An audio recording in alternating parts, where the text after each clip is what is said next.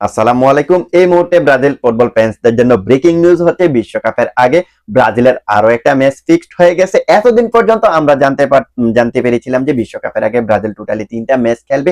ওই 3টা ম্যাচকে সাথে রেখে আরো একটা ম্যাচ কিন্তু ব্রাজিল ফুটবল ফেডারেশন অ্যারেঞ্জ করে ফেলেছে। অর্থাৎ বিশ্বকাপের আগে ব্রাজিল টোটালি 4টা ফ্রেন্ডলি ম্যাচ খেলবে, যেখানে আমরা গতকালকে কিন্তু ব্রাজিলের সর্বশেষ ম্যাচের আপডেটটা পেয়েছি, যেখানে ব্রাজিল ফুটবল ফেডারেশন আমাদেরকে জানিয়েছে বিশ্বকাপের আগে জুনের 6 তারিখে তারা মিশরের সঙ্গে একটা ম্যাচ খেলতে নামবে। তো আজকের এই ভিডিওতে আমরা ওই ম্যাচটা নিয়ে কথা বলার ট্রাই করবো। এট দ্য সেম টাইম আমরা বিশ্বকাপের আগে ব্রাজিলের যে ম্যাচগুলা রয়েছে ওই ম্যাচগুলা 2026 বিশ্বকাপে ব্রাজিলের জন্য কতটুকু ইফেক্টিভ হবে, অর্থাৎ কতটুকু অ্যাডভান্টেজ এনে দেবে, সেই বিষয়টা নিয়ে কথা বলার ট্রাই করবো আজকের এই ভিডিওতে।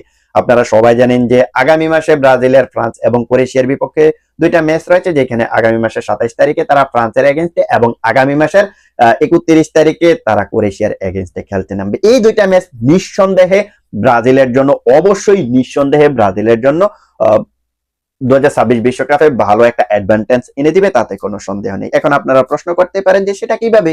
দেখুন, এই যে দুইটা টিম, এই দুইটা টিমের এগেনস্টে ব্রাজিলের কিন্তু নকআউট পর্বে দেখা হওয়ার সম্ভাবনা সবচাইতে বেশি রয়েছে। সো নকআউট পর্বে যদি ব্রাজিল যদি আপনার গ্রুপ পর্বে থেকে যদি নকআউট স্টেজে চলে যায়, সেখানে হতে পারে রাউন্ড অফ 16, সেটা হতে পারে কোয়ার্টার ফাইনাল, সেটা হতে পারে সেমিফাইনাল, সেটা হতে পারে ব্রাজিল যদি শেষ পর্যন্ত ফাইনালে যায়, তাহলে কিন্তু এই টিমগুলোর এগেনস্টে দেখা হইতে পারে। সো যদি নকআউট স্টেজে এই দুইটা টিমের এগেনস্টে দেখা হয়ে যায়, তাহলে কিন্তু ব্রাজিলের আগে থেকে ধারণা থাকবে যে এই দুইটা টিমের এগেনস্টে ব্রাজিলকে কিভাবে খেলতে হবে।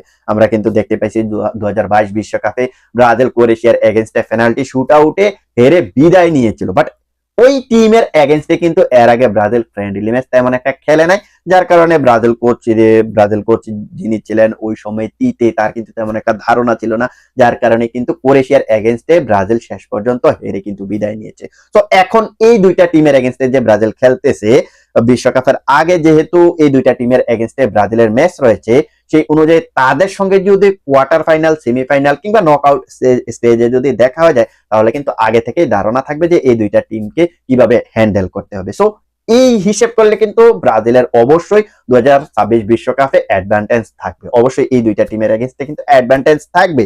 এবার আমরা আসি বাকি ম্যাচগুলোর দিকে, পানামা এবং মিশরের দিকে। দেখুন, পানামা কিন্তু রিসেন্টলি ফুটবল বিশ্বে বড় টিম না হলেও মাঝারি মানের টিম, সেই সাথে কিন্তু আপনার আপনার কিন্তু মিশরকেও কিন্তু ধরে নিতে হবে মাঝারি মানের একটা টিম, যেখানে আপনি দেখতে পারবেন যে এই মুহূর্তে ফিফার র্যাঙ্কিং এ মিশর মোটামুটি 31 নম্বরে সম্ভবত আছে। সেই সাথে কিন্তু আপনি পানামাকে দেখতে পারবেন সম্ভবত 30 না 29 নম্বরে আছে। সো মোটামুটি তারাও কিন্তু ভালো মানের টিম। তো তারা কিন্তু সবসময়, পানামা তো সবসময় আমরা দেখি যে বিশ্বকাপে সবসময় কোয়ালিফাই করতে পারে। সেই সাথে মিশরকেও কিন্তু আমরা দেখতে পারি যে তারা মাঝে মাঝে বিশ্বকাপ খেলে। আমরা কিন্তু এ পর্যন্ত দেখতে পাইছি যে মিশর এর আগে 3টা বিশ্বকাপে অংশগ্রহণ করেছিল, এবার নিয়ে টোটালি 4টা হতে চলেছে। সো মোটামুটি যেই টিমগুলা পুরো ফুটবল বিশ্বে মোটামুটি ভালো খেলতে পারে, তারাই তো আপনার বিশ্বকাপে যায়, তাই না? সো সেই অনুযায়ী বিশ্বকাপের আগে এই দুইটা টিম যে একেবারে খারাপ হবে, বিশ্বকাপের আগে প্রস্তুতিটা যে খারাপ হবে, বিষয়টা কিন্তু এমন না।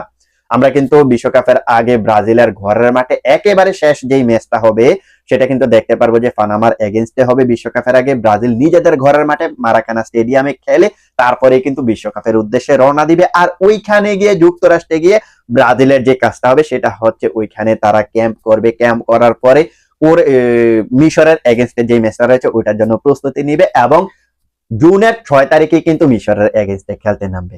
মিশরের যে বর্তমান টিমটা, এটা কিন্তু মোটামুটি বলতেই পারেন যে আপনার মোটামুটি মাঝারি স্ট্রং মানের একটা টিম, যেখানে আপনি দেখতে পারবেন যে মোহাম্মদ সালাহ লিভারপুলে খেলে, ওমর মারমুশ ম্যান সিটিতে খেলে, তারপর তাদের ইউরোপে খেলা আরো কিছু ফুটবলার রয়েছে। সবকিছু মিলিয়ে তাদের কিন্তু মোটামুটি একটা ব্যালেন্স টিম রয়েছে, যারা কিনা বিশ্বকাপ খেলতে চলেছে। এমন একটা টিমের এগেইনস্টে যেহেতু ব্রাজিল ম্যাচ অ্যারেঞ্জ করেছে, তাহলে এটা কিন্তু মোটো আপনার বলতে পারবেন যে খারাপ একটা ডিসিশন হয়েছে। এটাও কিন্তু মোটামুটি ভালো একটা ডিসিশন হয়েছে। হ্যাঁ, আপনি বলতে পারেন যে এর চাইতে ভালো টিমের এগেইনস্টে হয়তো ব্রাজিল অ্যারেঞ্জ করতে পারতো, বাট এটা কিন্তু পসিবল না। আপনার যে প্রশ্নটা, আপনার মনে মনে যে প্রশ্নটা, সেই প্রশ্নটা কিন্তু বাস্তবে রূপ দেওয়া কিন্তু বেশ টাফ। কেন টাফ? দেখুন, বিশ্বকাপের আগে বড় টিমগুলা কিন্তু কোনোভাবেই কিন্তু তাদের বড় টিমের এগেইনস্টে খেলতে চায় না, কোনোভাবেই খেলতে চায় না। হ্যাঁ, খেলে খুব কম। আপনি যদি হিস্টোরি যদি একটু ফোকাস করেন হিস্টোরির দিকে, তাহলে কিন্তু দেখতে পারবেন যে বিশ্বকাপের আগ মুহূর্তে বড় টিমগুলা কিন্তু একে অপরের মুখোমুখি হয় না, কারণ ওই মুমেন্টে কিন্তু আপনার ইনজুরি পিক করার রিস্ক থাকে, তারপর ট্যাকটিক্স এর যে গোপনীয়তা সেটা কিন্তু থাকে না, যার কারণে কিন্তু বড় টিমগুলা বড় টিমের এগেনস্টে খেলতে চায় না, যার কারণে কিন্তু বড় টিমগুলাকে বাধ্য হয় মাঝারি কিংবা ছোট মানের টিমগুলাকে সিলেক্ট করতে হয়। আর সেই মাঝারি কিংবা ছোট মানের টিমের সঙ্গে টিম হিসেব করলে কিন্তু আপনার পানামা এবং মিশর কিন্তু খারাপ টিম না, তাতে কোনো সন্দেহ নেই যে মোটামুটি ভালো টিম। আর বিশ্বকাপে যারা যায় তাদেরকে আপনার কখনোই ছোট করে দেখা যাবে না। আর এই মুহূর্তে যদি আপনি যদি মিশরের দিকে তাকান তাহলে দেখতে পারবেন যে তারা এই মুহূর্তে বিশ্বকাপের গ্রুপ জিতে আছে, যেখানে তাদের সঙ্গে হলো বেলজিয়াম, তারপর হচ্ছে নিউজিল্যান্ড এবং ইরাক। ইরাক কোন টাইপের টিম আপনারা সবাই জানেন, সেই সাথে বেলজিয়াম কোন টাইপের টিম সেটা আপনারা সবাই জানেন। তো ওই গ্রুপটাতে ওই জায়গাটাতে মিশর যে টিমটা রয়েছে তারাও কিন্তু মোটামুটি একটা ফাইট দিবে, অন্তত পক্ষে আমার কাছে মনে হয় হয়তোবা তারা রাউন্ড অফ 32 তেও যাইতে পারে, ভাগ্য ভালো থাকলে যাইতে পারে।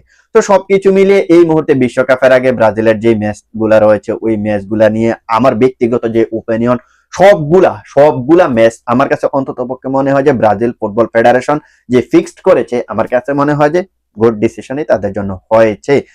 প্রায় প্রত্যেকটা টিমই কিন্তু বিশ্বকাপে খেলে, সবগুলা টিম, প্রত্যেকটা না সবগুলা টিম।